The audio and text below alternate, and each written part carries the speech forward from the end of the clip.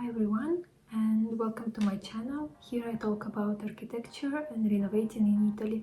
Today we speak about the building permits, how to choose the correct one for you, the penalties, and in the end we will see some examples of the intervents and understand which type of building permit is needed. By the end of this video you will understand which type of permit is needed for you. Before we begin, it's important to know the different types of intervent that you can do for your home. There are ordinary maintenance, extraordinary maintenance, restauro e risanamento, ristrutturazione, the new construction and urbanistic restoration. I would like to highlight that in Italian there are two different words, that is risanamento e ristrutturazione. In one case, restauro, risanamento, it means restoration to its original idea, original state, and instead ristrutturazione is more like refurbishment, is something that you change in terms of maintaining the building.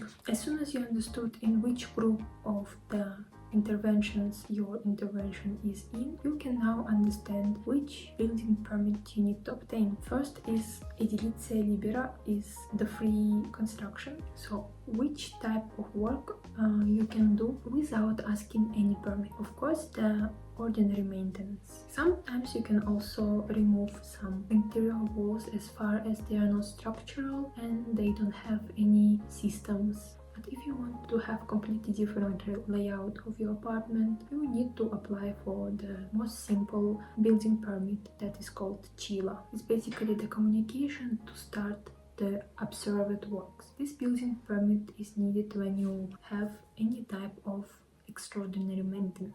Unfortunately, you cannot apply for CILA yourself. It should be a qualified technician like geometer, architect or engineer that is having the right to apply and who will take the main responsibility for these intervents. Usually it costs about 1,000 euros, but it all depends from the technician itself. Everyone has their own prices for that.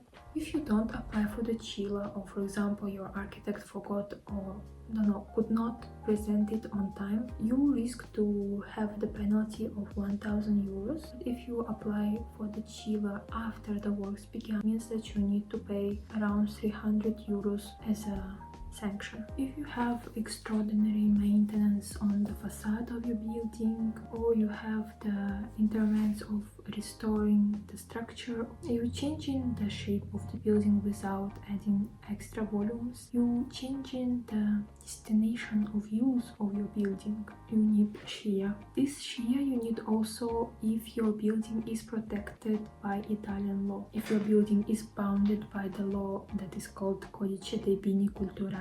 Needed to obtain SCIA for any types of intervention since your building is having the value historical and artistic. How to present SCIA is the one who have the rights, or you or your technician, your architect, need to present the SCIA and all the documentation in 30 days before the start of the work to the Sportello Unico Edilizia one-stop shop, let's say, where they have 30 days to review your project. If you have some problems, they will communicate, but unless you can just start your works. So if you don't present SCIA, you risk to have the penalty fee. More than that, you will be obliged to demolish your construction or return to the state that it was before. And the last one is the Permesso di Costruire, that is more serious one from that all, is when you do the new construction, when you intervene more importantly on the houses that have the historical and artistic value. If you have some restoration projects that is changing the volume of the building,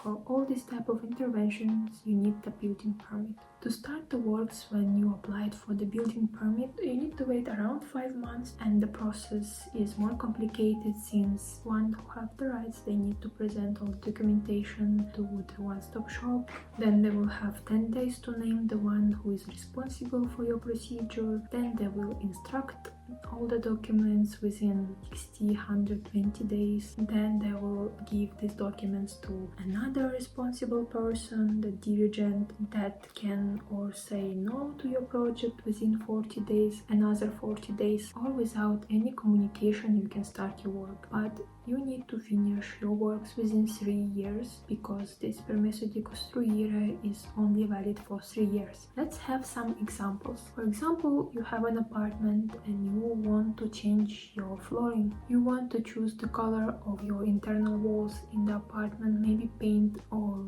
put the wallpaper. You can do it without any permit. If the space of your bedroom allows to have the walk-in wardrobe, to make that you need to do the wall. You can do it without any permit. Usually people, they assure themselves, and for any type of wall creation or demolition they do the CILA. For example, you have an apartment and you want to make a different layout, and you want to enlarge a bit the bathroom, or you want to connect kitchen with the living room. You want to change your electrical system. If you want to change your plumbing system, you need the CILA. But let's say you decided to have one extra window. If there is a column that you don't like in the middle of your living room, or you want to change the facade, you need to have SCIA. You bought terrain and you want to build a new house, you need the building permit. If you bought an office in the middle of the city in the zone A and you want to create your apartment there,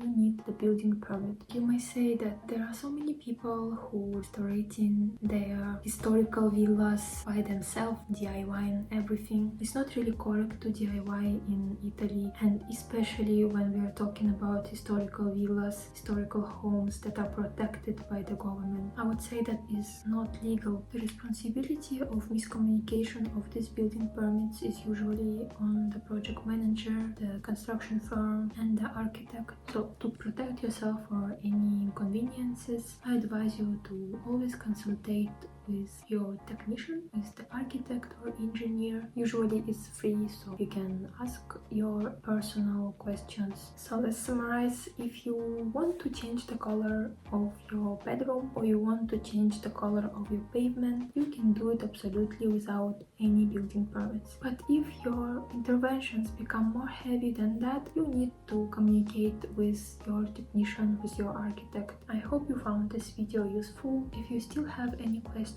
write them in the comment section. I will try to reply to everyone. Thank you for watching this video. Bye bye.